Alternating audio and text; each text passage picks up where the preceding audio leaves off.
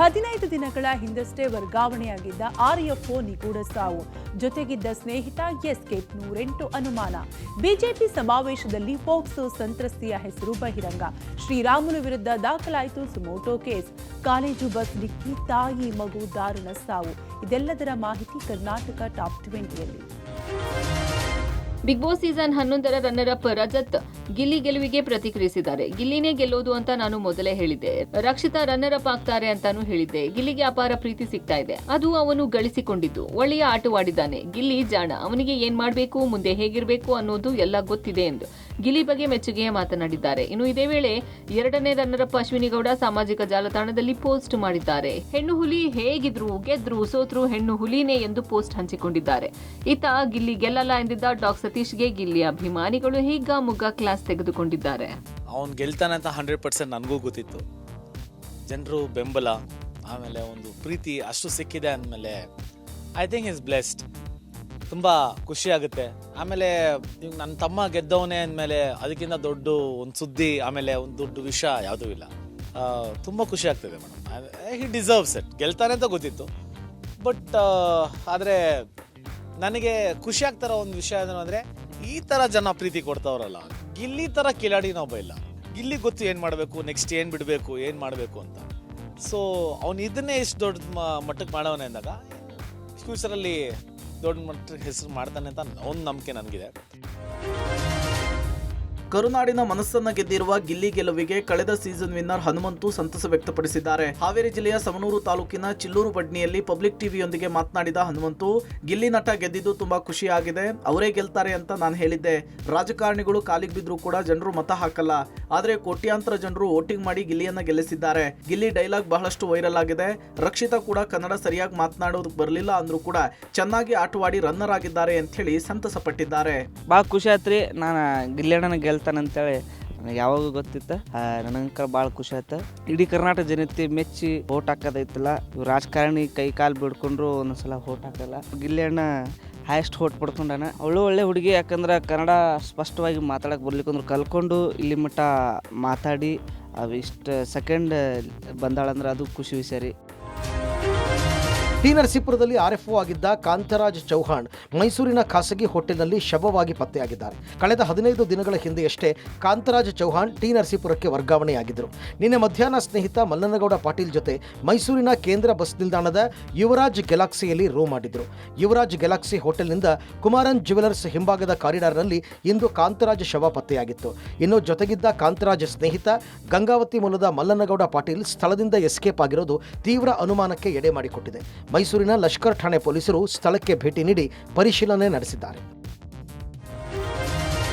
BJP ನೂತನ ರಾಷ್ಟ್ರೀಯ ಅಧ್ಯಕ್ಷರ ಆಯ್ಕೆ ಪ್ರಕ್ರಿಯೆ ಆರಂಭಗೊಂಡಿದೆ. ಇಂದು ಅಧ್ಯಕ್ಷ ಸ್ಥಾನಕ್ಕೆ ನಿತಿನ್ ನಬೀನ್ ನಾಮಪತ್ರ ಸಲ್ಲಿಸಿದ್ದಾರೆ. ನಾಳೆ ಮತದಾನ ನಡೆಸಿ ನಾಳೆಯೇ ಫಲಿತಾಂಶ ಪ್ರಕಟವಾಗಲಿದೆ. ಇತ್ತೀಚೆಗಷ್ಟೇ ನೂತನ ಕಾರ್ಯಾಧ್ಯಕ್ಷರಾಗಿ ಆಯ್ಕೆಯಾಗಿದ್ದ ನಿತಿನ್ ನಬೀನ್ ಅಧ್ಯಕ್ಷರಾಗಿ ಅವಿರೋಧವಾಗಿ ಆಯ್ಕೆಯಾಗುವುದು ಬಹುತೇಕ ಖಚಿತವಾಗಿದೆ. ನಿತಿನ್ ನಾಮಪತ್ರ ಸಲ್ಲಿಕೆ ವೇಳೆ ಬಿಜೆಪಿಯ ಎಲ್ಲಾ ಮುಖ್ಯಮಂತ್ರಿಗಳು, ಪಕ್ಷದ ಮುಖ್ಯಸ್ಥರು ಭಾಗವಹಿಸಿದ್ದರು. ರಾಜ್ಯದಿಂದ Vijendra, R Ashok, Ashwathnarayana, Basavaraj Bommai, Karjol, CT Ravi, N Ravikumar, ಮಾಜಿ ಸಿಎಂ ಯಡಿಯೂರಪ್ಪ ಸೇರಿದಂತೆ ಹಲವರು ಭಾಗಿಯಾಗಿದ್ದರು. ಬಳ್ಳಾರಿಯಲ್ಲಿ 17ರಂದು ನಡೆದಿದ್ದ ಬಿಜೆಪಿ ಸಮಾವೇಶದಲ್ಲಿ ಪೋಕ್ಸೋ ಸಂತ್ರಸ್ತೆಯ ಹೆಸರು, ವಿಳಾಸವನ್ನ ಬಹಿರಂಗಪಡಿಸಿದ ಮಾಜಿ ಸಚಿವ ಶ್ರೀರಾಮುಲು ವಿರುದ್ಧ ಕೇಸ್ ದಾಖಲಾಗಿದೆ. ಪೋಕ್ಸೋ ಸಂತ್ರಸ್ತೆಯ ಗುರುತು ಬಹಿರಂಗಪಡಿಸಿದ್ದ ಶ್ರೀರಾಮುಲು ಮೇಲೆ ಬಳ್ಳಾರಿಯ ಮಹಿಳಾ ಪೊಲೀಸ್ ಠಾಣೆಯಲ್ಲಿ ಪೋಕ್ಸೋ ಕೇಸ್ ದಾಖಲಾಗಿದೆ. ಬಳ್ಳಾರಿಯ ಗಾಂಜಾ ಡ್ರಗ್ಸ್ ಹಬ್ ಆಗಿದೆ ಅಂತ ಹೇಳಿ ಮಾತನಾಡುವ ಭರದಲ್ಲಿ ಡ್ರಗ್ಸ್ ಸೇವಿಸಿ ಶಾಲಾ ವಿದ್ಯಾರ್ಥಿನಿಯ ಮೇಲೆ ಅತ್ಯಾಚಾರವಾಗಿದೆ ಅಂತ ಹೇಳಿ ಪೋಕ್ಸೋ ಸಂತ್ರಸ್ತೆಯ ಹೆಸರು, ವಿಳಾಸ, ತರಗತಿ ಹಾಗೂ ಓದುವ ಶಾಲೆಯ ಹೆಸರನ್ನ ಬಹಿರಂಗಪಡಿಸಿದ್ರು. ಈ ಹಿನ್ನೆಲೆಯಲ್ಲಿ ಶ್ರೀರಾಮುಲು ವಿರುದ್ಧ ದೂರು ದಾಖಲಾಗಿದೆ. ಬೆಂಗಳೂರಿನ ವಿವೇಕನಗರ ಮುಖ್ಯ ರಸ್ತೆಯಲ್ಲಿ ಇಂದು ಮುಂಜಾನೆ ಕಾಲೇಜು ಬಸ್ ಡಿಕ್ಕಿಯಾದ ಪರಿಣಾಮ ತಾಯಿ ಮಗ ಸ್ಥಳದಲ್ಲೇ ಸಾವನ್ನಪ್ಪಿರುವ ದಾರುಣ ಘಟನೆ ನಡೆದಿದೆ. ತಾಯಿ ಮಗುವನ್ನು ಶಾಲೆಗೆ ಬಿಡಲು ತೆರಳುತ್ತಿದ್ದ ವೇಳೆ ರಸ್ತೆ ದಾಟುವಾಗ ದುರ್ಘಟನೆ ನಡೆದಿದೆ.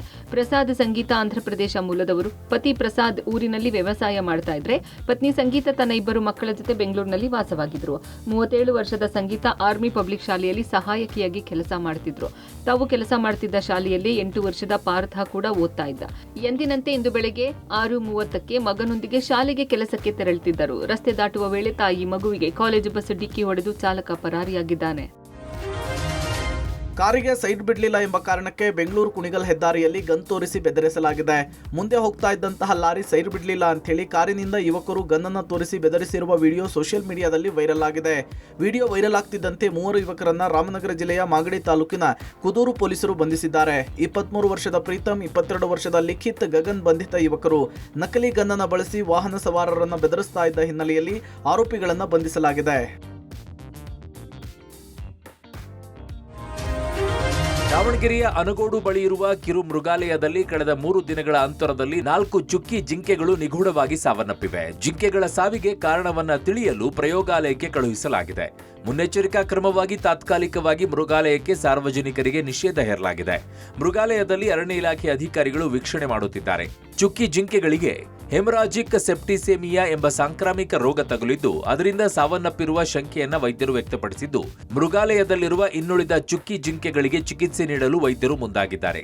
ಜಿಂಕೆಗಳ ಚಿಕಿತ್ಸೆಗೆ ಬೆಂಗಳೂರು ಹಾಗೂ ಬೆಳಗಾವಿಯಿಂದ ತಜ್ಞರು ಆಗಮಿಸಿದ್ದಾರೆ. ಇನ್ನುಳಿದ ಜಿಂಕೆಗಳಿಗೆ ಹಾಗೂ ಇತರೆ ಪ್ರಾಣಿ ಪಕ್ಷಿಗಳಿಗೆ ಸೋಂಕು ತಗಲದಂತೆ ಅರಣ್ಯ ಇಲಾಖೆ ಅಧಿಕಾರಿಗಳು ಮುನ್ನೆಚ್ಚರಿಕೆ ವಹಿಸಿದ್ದಾರೆ. ಶಾಸಕ ಬಿಪಿ ಹರೀಶ್ ವಿರುದ್ಧ ಜಾತಿ ನಿಂದನೆಯ ಕೇಸ್ ದಾಖಲನ್ನು ವಿರೋಧಿಸಿ ದಾವಣಗೆರೆಯಲ್ಲಿ ಇವತ್ತು ಜಿಲ್ಲಾ ಬಿಜೆಪಿಯಿಂದ ಪ್ರೊಟೆಸ್ಟ್ ನಡೆಸಲಾಯಿತು. ಅಂಬೇಡ್ಕರ್ ಸರ್ಕಲ್ನಿಂದ ಹದಡಿ ರಸ್ತೆಯಲ್ಲಿರುವಂತಹ ಗ್ರಾಮಾಂತರ ಡಿವೈಎಸ್ಪಿ ಕಚೇರಿಯವರೆಗೂ ಕೂಡ ಪ್ರತಿಭಟನಾ ರ್ಯಾಲಿ ನಡೆಸಿದ್ರು. ಹರಿಹರ ಕ್ಷೇತ್ರದ ಕಾಡಚಿ ಗ್ರಾಮದಲ್ಲಿ ನಡೀತಾ ಇದ್ದಂತಹ ಅಕ್ರಮವಾಗಿ ಮಣ್ಣು ಗಣಿಗಾರಿಕೆಯನ್ನು ತಡೆಯೋದಕ್ಕೆ ಸ್ಥಳಕ್ಕೆ ಹೋಗಿದ್ದ ಶಾಸಕ ಬಿಪಿ ಹರೀಶ್ ಕಾಂತರಾಜು ಎಂಬುವರಿಗೆ ನಿಂದನೆ ಮಾಡಿದ್ದಾರೆ ಅಂತ ಹೇಳಿ ಪ್ರಕರಣವನ್ನ ದಾಖಲಿಸಲಾಗಿತ್ತು. ಸಚಿವ ಎಸ್ ಮಲ್ಲಿಕಾರ್ಜುನ್ ಕುಮ್ಮಕ್ಕಿನಿಂದ ಜಾತಿ ನಿಂದನೆ ಕೇಸ್ ದಾಖಲಾಗಿದೆ ಅಂತ ಹೇಳಿ ಆರೋಪಿಸಿ ಶಾಸಕ ಬಿಪಿ ಹರೀಶ್ ಪರ ನಿಂತ ಜಿಲ್ಲಾ ಬಿಜೆಪಿ ಕಾರ್ಯಕರ್ತರು ಪ್ರೊಟೆಸ್ಟ್ ಮಾಡಿದ್ದಾರೆ. ಮೈಸೂರಿನ ರಾಜೀವ್ ನಗರದ ಅಬುಜರ್ ಮಸೀದಿಯ ಸಮೀಪದ ಪಾರ್ಕ್ನಲ್ಲಿ ಕ್ಷುಲ್ಲಕ ವಿಚಾರಕ್ಕೆ 2 ಗುಂಪಿನ ನಡುವೆ ಗಲಾಟೆಯಾಗಿದೆ. ಮಕ್ಕಳು ಮನೆ ಮುಂದೆ ಕ್ರಿಕೆಟ್ ಆಡೋ ವಿಚಾರಕ್ಕೆ ಆರಂಭವಾದ ಗಲಾಟೆ ಒಂದೇ ಸಮುದಾಯದ 2 ಕುಟುಂಬಗಳ ಲಾಂಗು ಮಚ್ಚುಗಳನ್ನು ಹಿಡಿದು ಗಲಾಟೆ ಮಾಡಿಕೊಳ್ಳುವ ಹಂತಕ್ಕೆ ಹೋಗಿತ್ತು. ಘಟನೆಯಲ್ಲಿ ಇಬ್ಬರಿಗೆ ಗಾಯವಾಗಿದೆ. ಮಚ್ಚು ಲಾಂಗನ್ನ ಹಿಡಿದು ಬಿಂದಾಸಾಗಿ ಓಡಾಡಿದ ಯುವಕರ ದೃಶ್ಯ ಸ್ಥಳೀಯರ ಮೊಬೈಲ್ನಲ್ಲಿ ಸೆರೆ ಸಿಕ್ಕಿದೆ. ಈ ಬಗ್ಗೆ ಉದಯಗಿರಿ ಪೊಲೀಸ್ ಠಾಣೆಯಲ್ಲಿ 2 ಪ್ರಕರಣ ದಾಖಲಾಗಿದ್ದು ಘಟನೆಯಲ್ಲಿ 6 ಆರೋಪಿಗಳನ್ನು ಅರೆಸ್ಟ್ ಮಾಡಲಾಗಿದೆ.